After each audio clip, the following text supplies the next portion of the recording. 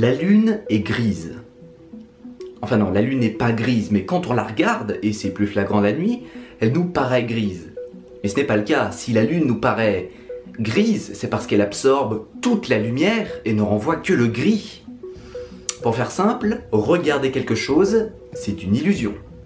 Mais quelle est la couleur de l'univers? Bonjour à tous, ici le petit astronome. Ah, chère belle forêt, tu m'as manqué, tiens. Alors évidemment, le mec qui n'y connaît absolument rien en astronomie va me dire que l'univers est noir. Point. Alors mec, si l'univers était de couleur noire, je ne vois pas pourquoi je ferais cette vidéo. Peut-être un manque subit d'argent.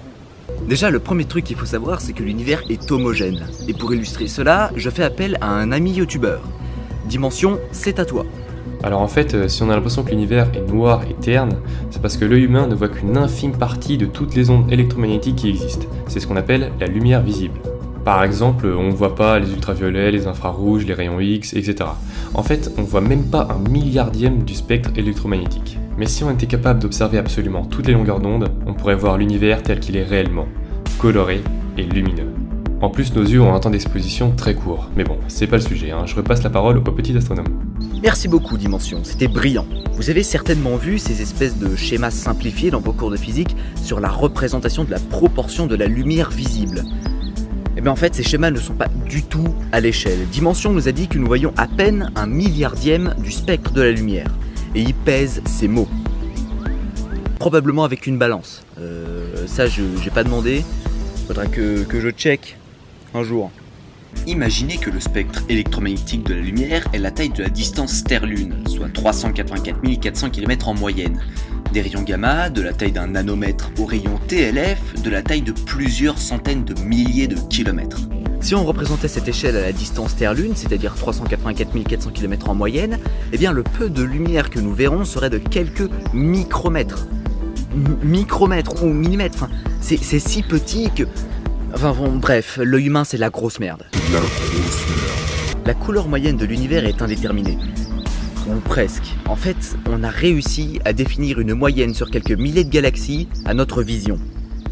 La couleur moyenne de l'univers, dans ces régions-là, est beige. C'est ce qu'a réalisé une étude du spectre électromagnétique à la fameuse université Johns Hopkins aux États-Unis d'Amérique en 2002. L'équipe a observé la couleur moyenne des étoiles de près de 200 000 galaxies et en a ainsi tiré cette couleur de ton beige, ce qui prouve bien que la majorité des étoiles dans le cosmos sont des naines rouges, jaunes et parfois de couleur orangée. Cette couleur, les scientifiques l'ont appelée le cosmique latte. Mais il y a d'autres choses que des étoiles et des galaxies dans l'univers. Sans déconner. Il y a des nébuleuses, des corps très massifs, des corps lumineux et d'autres sombres. Mais surtout, il y a la distance entre les gros recoupements de masse. La distance qui sépare notre galaxie avec celle d'Andromède est équivalente à deux objets de 10 cm séparés de 2 mètres. Le vide. Intersidéral. Galactique. Du coup, cette couleur moyenne n'est pas totalement vraie et définie, c'est juste une moyenne de la couleur de 200 000 galaxies, contre à peu près 200 milliards dans notre univers. Pour en revenir à l'œil humain, même la Voie lactée, notre propre galaxie, nous trahit. Quand on observe la Voie lactée depuis le sol, on distingue une traînée blanchâtre de petits points, les étoiles, avec quelques monstrueux nuages de poussière grisâtre. Mais si on observe cette même Voie lactée avec une longueur d'onde différente, on peut distinguer d'autres couleurs.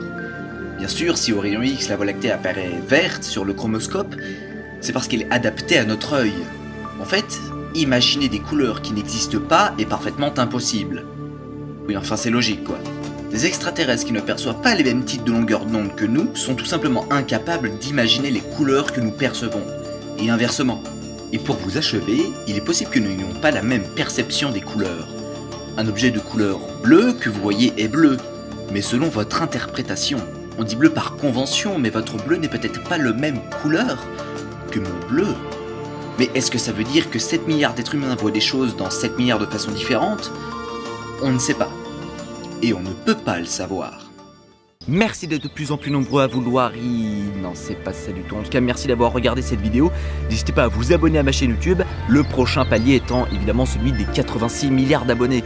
Je tiens à remercier la chaîne de Dimension avec qui j'ai collaboré pour cet épisode. Donc n'hésitez pas à aller voir sa chaîne YouTube et à vous abonner. Ça envoie du pâté, comme dirait Caradoc. Et moi, je vous dis à un de ces quatre. un de C8, un de C12, sirop de 14, sirop de 21, comme dirait Perceval. Salut!